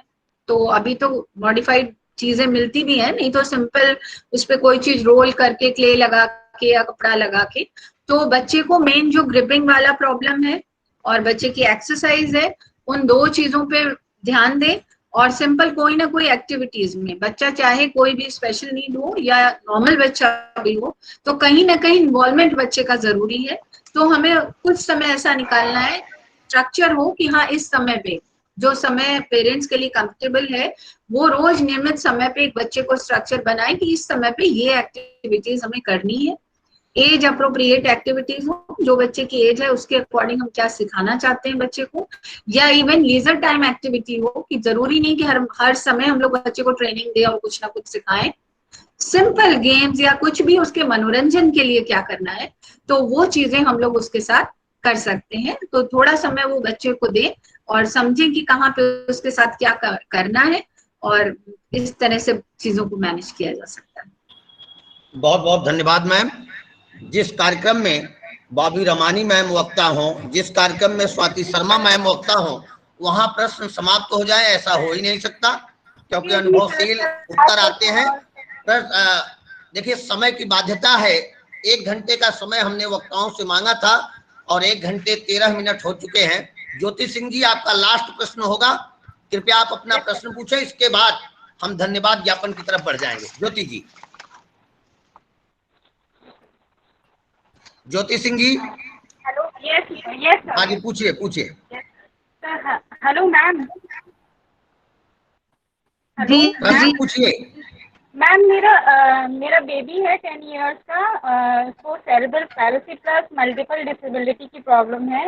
मेरा ये क्वेश्चन है, जब वो अपनी कजन सिस्टर्स के साथ खेलता है तो उसको मतलब उसके हेयर पुलिंग करते हैं, अपनी कजन के साथ कोऑर्डिनेशन नहीं करता है, हेयर पुलिंग करता है और बाइटिंग करता है।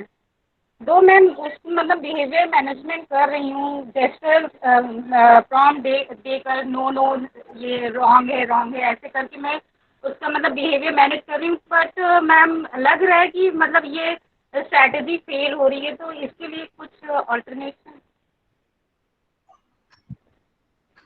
हाँ, जब वो कजिन के साथ खेलता है तो उसकी हेयर पुलिंग करता है। यस मैम, है ना। हाँ, तो मेन चीज वही है कि शायद वो पीयर ग्रुप में एक्चुअली क्या होता है, खेलने के लिए भी हमें एक स्किल की जरूरत होती है ना, और स्पेशल नीड बच्चे पीयर ग्रुप में इसीलिए अच्छे से खेल नहीं पाते क्योंकि वो स्किल थ्योरी ऑफ माइंड होता है वो इफेक्टेड होता है, तो उसकी वजह से प्रॉपर उतना कम्युनिकेट नहीं कर पाते, तो वो अपनी बॉडी लैंग्वेज को यूज करने लगते हैं। तो उस हेयर पुलिंग की जगह भी वही हमें हैंड्सनाइज उससे सिखाना है, और अगर वो हैंड्सनाइज जब भी करता है तो उस पर रिवॉर्ड जरूर देना है। Okay ma'am. एक बार भी उसने ऐसा किया तो उसे रिवॉर्ड जरूर देना है, जिससे कि उसका पॉजिटिव बिहेवियर बढ़े, कि जब खेलते हैं तो उसके साथ हैंड्सनाइज रखते हैं या हैंड का जो भी मूवमेंट है वो वैसे करते हैं, और जब भी ऐसा कुछ बिहेवियर आता है तो उसके बाद वही चीज है कि अगर अटेंशन के लिए है तो बहुत ज्यादा हल्ला नहीं मचाना है, और किस तरह से उसे मैनेजमेंट करना है, रीडायरेक्ट करना है, बजाय हेयर पुलिंग के हाथ से क्या मूवमेंट करना है हम लोग वो करना भी सिखा सकते हैं। और खेल ऐसा रखें कि बच्चा जैसे कि बॉल थ्रो वाला खेल है ना, सिंपल एक दूसरे को रोलिंग करनी है बॉल, है ना, तो उसका ऐसे हैंड मूवमेंट वाला खेल दें कि जिससे, और बस मॉनिटर करते रहे, हैंड्स नाइस बताएं उसे, और जब भी बच्चा, अगर हमने 10-20 एफर्ट किए और बच्चे ने थोड़ा सा भी हमें कोऑपरेट किया तो उसको रिवॉर्ड जरूर। Okay ma'am, thank you ma'am. बहुत बहुत धन्यवाद मैम। अब मैं आप सभी का बहुत ज्यादा वक्त नहीं लेना चाहूंगा, मुझे पता है आप सबका समय बहुत व्यस्त रहता है। इन बच्चों के साथ आप लोगों का समय निरंतर इस पेंडेमिक काल में भी ऑनलाइन सुविधाओं में व्यस्ततम चल रहा है। मैं आप लोगों को सीआरसी लखनऊ की तरफ से आज के इस बृहदतम बौद्धिक श्रेष्ठतम कार्यक्रम की प्रस्तुति और सभी प्रश्नों के सैद्धांतिक पक्षों पर उत्तर देने के लिए पौनी मैम और व्यवहारिक पक्षों पर उत्तर देने के लिए स्वाति मैम का बहुत बहुत धन्यवाद करता हूं। धन्यवाद ज्ञापन के लिए अपनी प्रोग्राम कोऑर्डिनेटर आदरणीय Savita Shukla ma'am, lecturer CRC Lucknow को आमंत्रित करता हूं कि आप आए और आज के इस कार्यक्रम में वक्ता के रूप में पधारे तथा हमारे सभी श्रोताओं के रूप में पधारे अतिथियों का स्वागत वंदन अभिनंदन। धन्यवाद जी। मैं Savita Shukla, special education ID. आज के इस वेबिनार के topic home based management of children with autism spectrum disorder during कोविड-19 जैसे टॉपिक को, जो आज का मेन टॉपिक है, जो जितने पेरेंट्स है या विशेष शिक्षक है उनके लिए ये बहुत बड़ा इशू था कि इन बच्चों के साथ में हम कैसे टैकल करें, क्योंकि कोविड-19 के थ्रू लगभग 1.25 साल हो रहा है और सभी लोग अपने घर पे इन बच्चों को टैकल करने में सबको परेशानी हो रही है। इसी बेस पे हम लोग ने इस वेबिनार को आयोजित किया था, और जिसमें हमारी जो दोनों अतिथि वक्ता के रूप में बॉबी रमानी मैडम और श्रीमती स्वाति शर्मा मैडम का आभार प्रकट करती हूँ, जिन्होंने सीआरसी के आमंत्रण को स्वीकार किया और अपना बहुमूल्य समय प्रदान किया। दोनों अतिथि वक्ता का सीआरसी लखनऊ की तरफ से हम धन्यवाद ज्ञापित करती हूँ। बॉबी रमानी मैडम ने एएसडी बच्चों के साथ भावनात्मक और प्रयोगात्मक रूप से जुड़कर विशेष आवश्यकता वाले बच्चों हेतु कार्य किया है, जिनके प्रयास ने एएसडी बच्चे के लिए आई सपोर्ट फाउंडेशन का निर्माण कर डाला। और मैडम ने कुछ ऐसे टिप्स बताया, जैसे ऐसे बच्चों के लिए हैप्पी इन्वायरमेंट दें, एडीएल स्किल को सर्वप्रथम हम सिखाएं, और हैंड वॉश करने के तरीके कैसे हम सिखाएं बच्चों को, जिससे बच्चे हैंड वॉश करें। फिजिकल डिस्टेंसिंग, सोशल डिस्टेंसिंग ना हो, क्या फिजिकल डिस्टेंसिंग की बात की। हेल्दी स्नैक्स के बारे में बताया कि बच्चों को हेल्दी स्नैक्स दें, ना कि जंक फूड दें।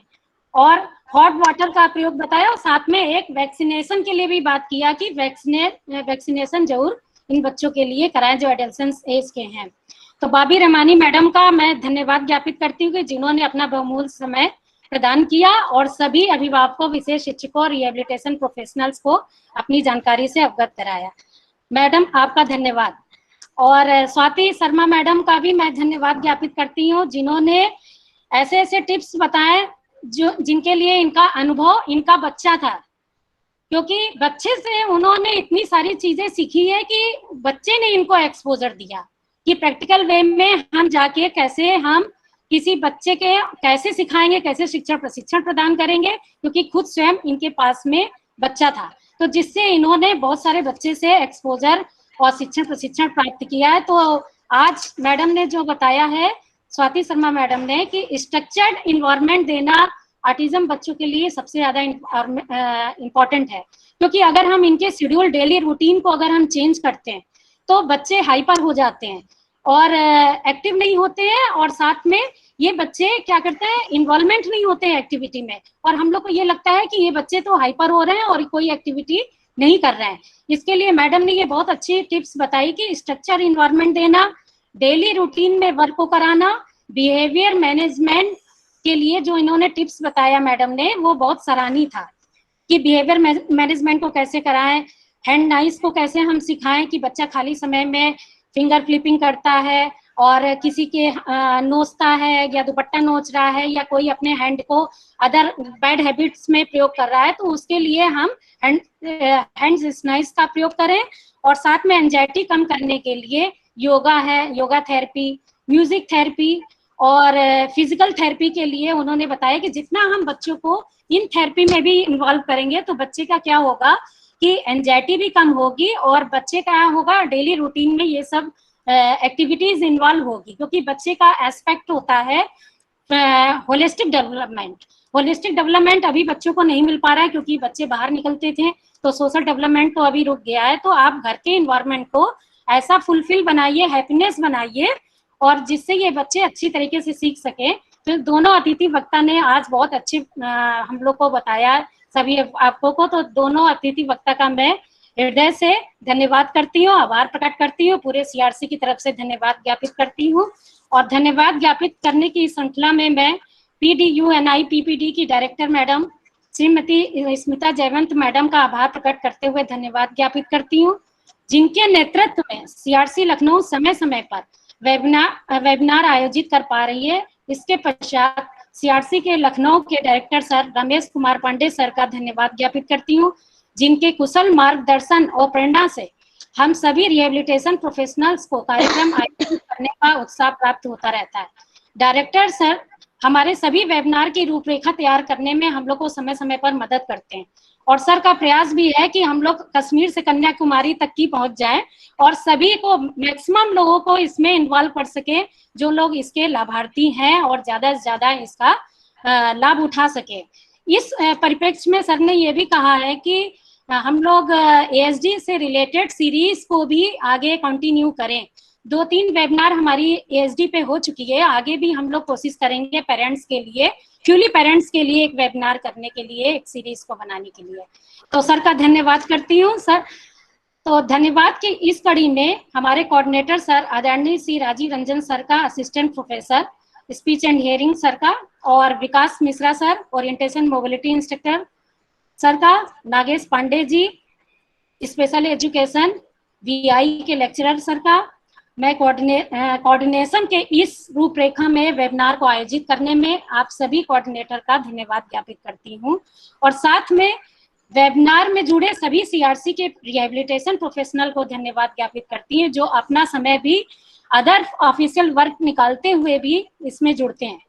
फिर वेबिनार में जुड़े सभी अभिभावकों का, विशेष शिक्षकों का, रिहेबिलिटेशन प्रोफेशनल्स का, जो सुदूर स्थानों से बैठकर वेबिनार में पार्टिसिपेट करते हैं, अपना बहुमूल्य समय प्रदान करते हैं और समय निकालकर अपने क्वेश्चनर को सुनते हैं, ध्यानपूर्वक सुनते हैं और अपने क्वेश्चन से रिलेटेड आंसर क्वेश्चन ये भी करते हैं और दूसरों को भी बताते हैं। जैसे आज हमारे यहाँ 250 या 253 लोग जुड़े थे, वो आगे चल के 1000 भी बन सकते हैं। क्योंकि एक से दूसरा, दूसरे से तीसरे से ये लिंक पहुंच जाती है। तो ये हम चाहते हैं कि हम जितने मैक्सिमम लोग जुड़े और इसका लाभ उठाएं, क्योंकि प्रॉब्लम ये नहीं है कि आपके साथ में बच्चा जुड़ा है, कहीं भी किसी को भी कोई प्रॉब्लम है तो आप इसके लिए शेयर कर सकते हैं ये वेबिनार का लाभ उठा के। अब मैं सीआरसी के IT कंसल्टेंट श्री सुमित गिरी जी का धन्यवाद ज्ञापित करती हूँ, जिनके तकनीकी सहयोग से वेबिनार संचालित होती है, जिनके बिना वेबिनार को करा पाना असंभव है।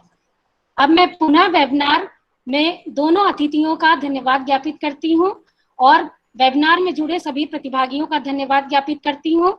और सीआरसी लखनऊ समय समय पर ये कोविड-19 वैश्विक महामारी में लगातार आगे चलकर भी क्षमता वर्धन कार्यक्रम वेबिनार आयोजित करती रहेगी और सभी को लाभान्वित करती रहेगी।